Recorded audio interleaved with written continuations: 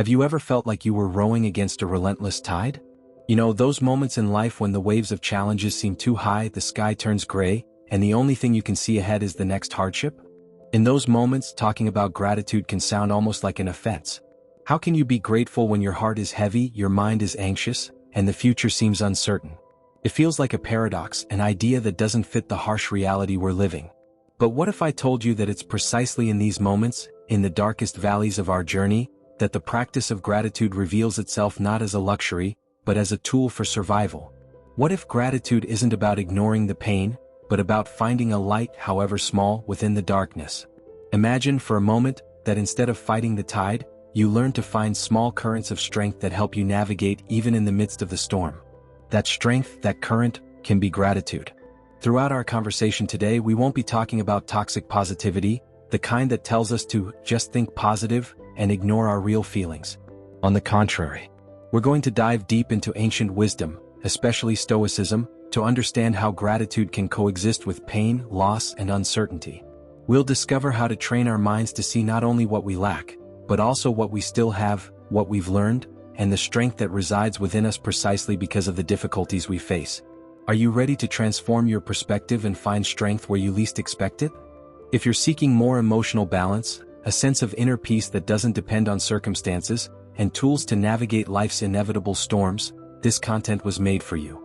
So, go ahead and give it a like and subscribe to the channel, because with each video you'll build an inner fortress brick by brick and learn to see life with deeper, more practical wisdom. Redefining gratitude, beyond a superficial thank you. When we think of gratitude, the first image that often comes to mind is that of a passive feeling.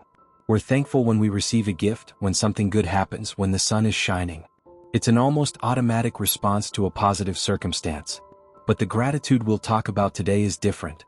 It is an active gratitude, a discipline, a conscious choice.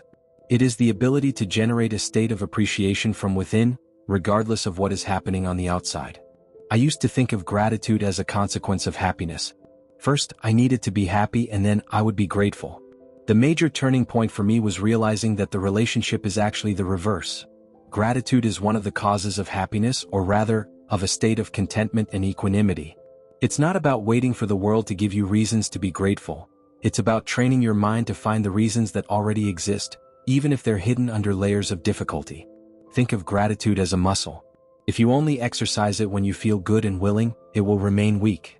But if you train it consistently, even on days when you don't feel like it, on days you're tired or sore, it becomes strong, resilient, and reliable. The practice of gratitude in the midst of difficulty is exactly that. It's strength training for your mind and spirit. It's the act of saying, yes, this is hard. Yes, this hurts. And yet, I choose to look for what I can be grateful for. This active gratitude does not deny reality. It doesn't paint the world in rosy colors. It looks reality straight in the face in all its complexity, with its pains and its beauties, and decides to focus its energy on what nourishes, rather than on what drains.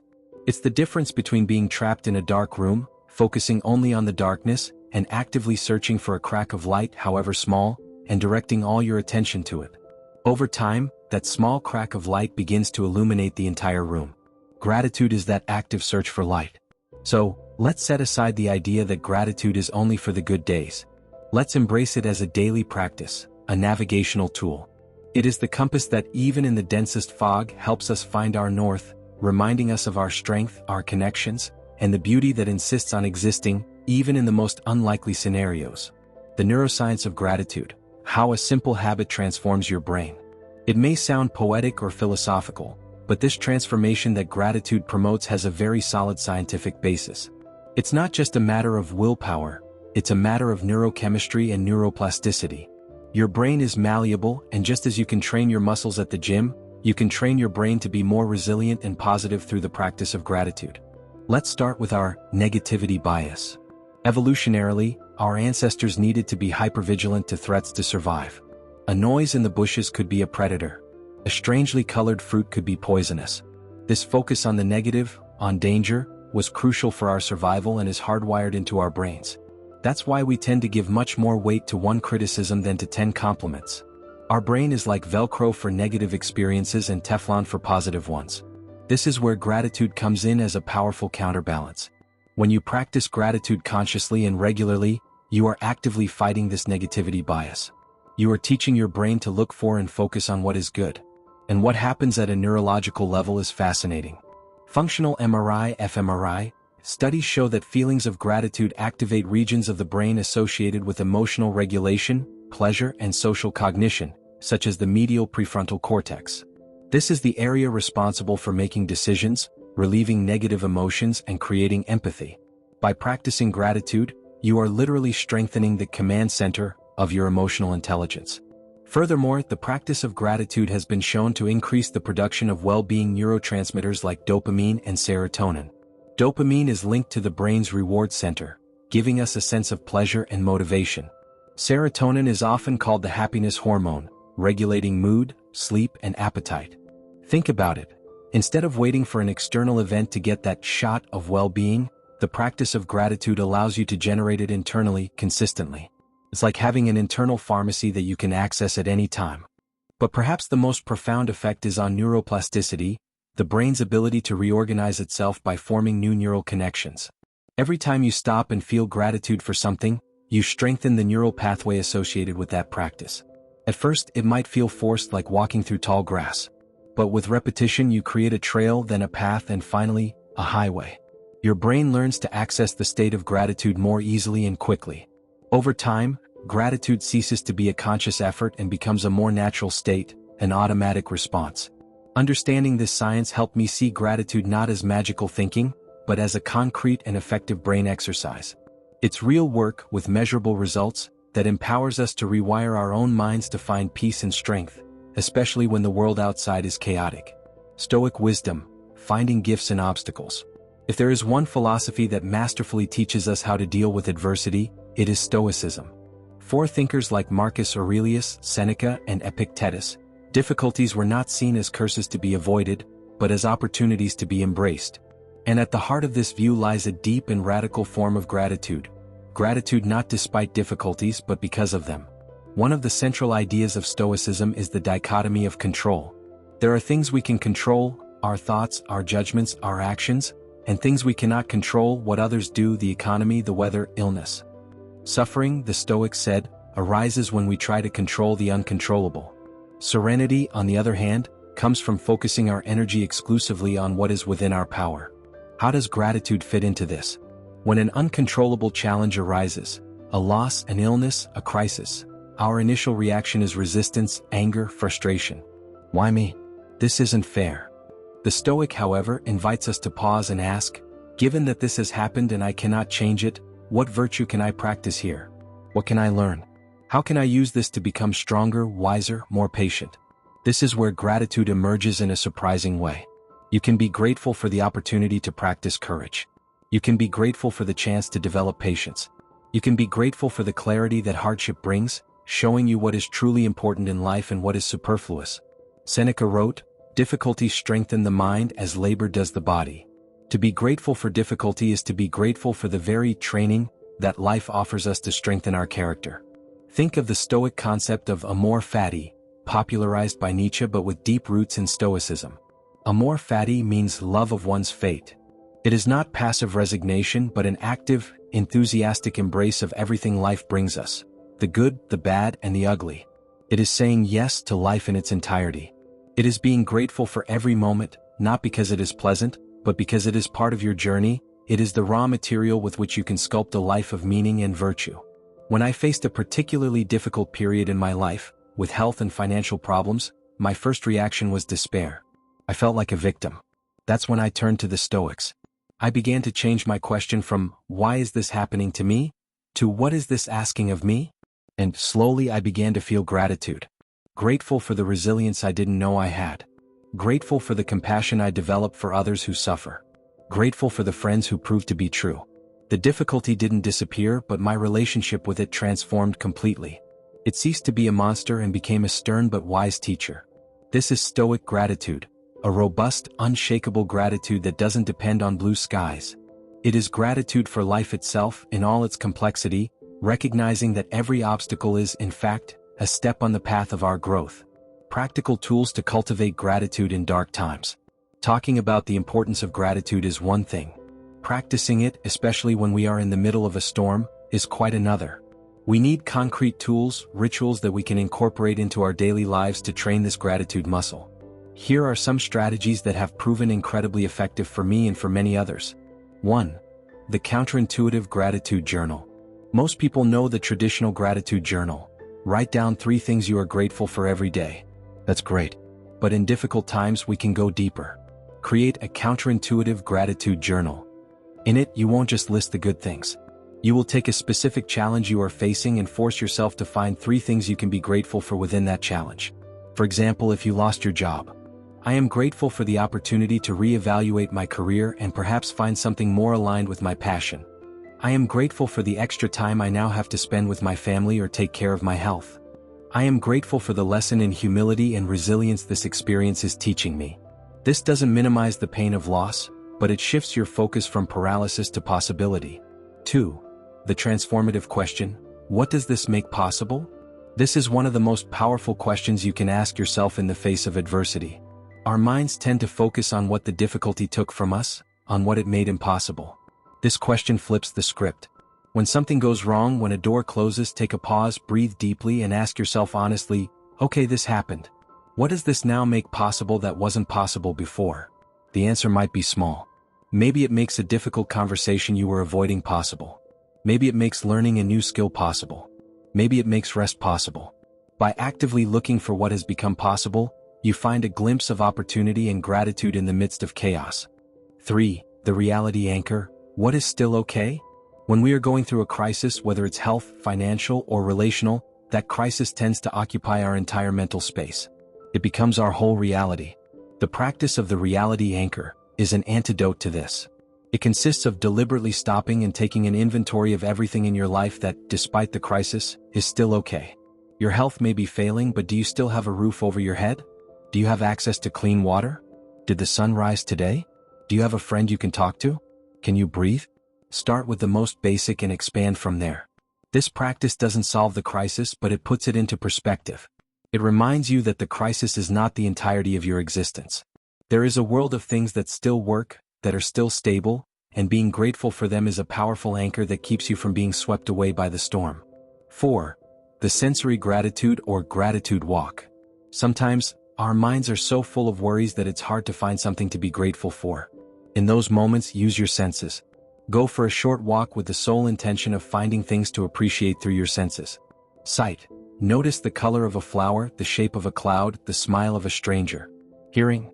Listen to a bird's song, the sound of the wind in the trees, your favorite music. Smell. Smell the scent of wet earth after rain, the aroma of coffee.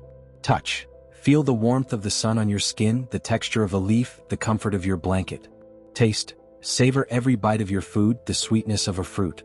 This practice pulls you out of your head and brings you into the present moment, the only place where peace can be found. And the present moment is always full of small miracles for which we can be grateful. Try these tools not as an obligation but as experiments. See what works for you. Consistency is more important than intensity. 5 minutes of focused gratitude every day can, over time, reconfigure your entire life experience. Gratitude versus toxic positivity, honoring your real feelings. It is crucial to make a clear distinction at this point, as this is where many people get lost and give up on the practice of gratitude. The gratitude we are exploring is by no means synonymous with toxic positivity. Toxic positivity is the belief that no matter how terrible a situation is, we should maintain a positive mindset. It is an attitude that denies and invalidates genuine human emotions. It's the well-meaning friend who, upon seeing you cry over a loss, says, "Don't be sad, look on the bright side." It's the culture that tells us to have good vibes only, and to suppress any feeling that isn't happiness. This is not healthy, nor is it what gratitude proposes. True gratitude does not require you to suppress your pain, your anger, or your sadness. On the contrary, it creates space for these feelings to exist. True gratitude is about the ability to feel 2 things at once. It's about holding pain in one hand and gratitude in the other. Imagine you are going through deep grief. Toxic positivity would tell you to be strong and focus on the happy memories, ignoring the overwhelming pain of loss. The practice of authentic gratitude, on the other hand, would allow you to say, "I am devastated. The pain is immense and I feel a void that seems unbearable. And at the same time, amidst this pain, I am immensely grateful for the time I had with this person, for the love we shared, and for the lessons I learned from them." Do you see the difference? One invalidates the feeling, the other honors and integrates it. Gratitude is not a substitute for pain, it is a companion to it. It does not eliminate the darkness, but it lights a candle within it. I learned this lesson the hard way. There was a time when I tried to force gratitude, using it to suppress my anxiety. It didn't work. I felt even worse, guilty for not being grateful enough. The change came when I started practicing self-compassion. I allowed myself to feel anxious. I would tell myself, it's okay to feel this way. This situation is difficult.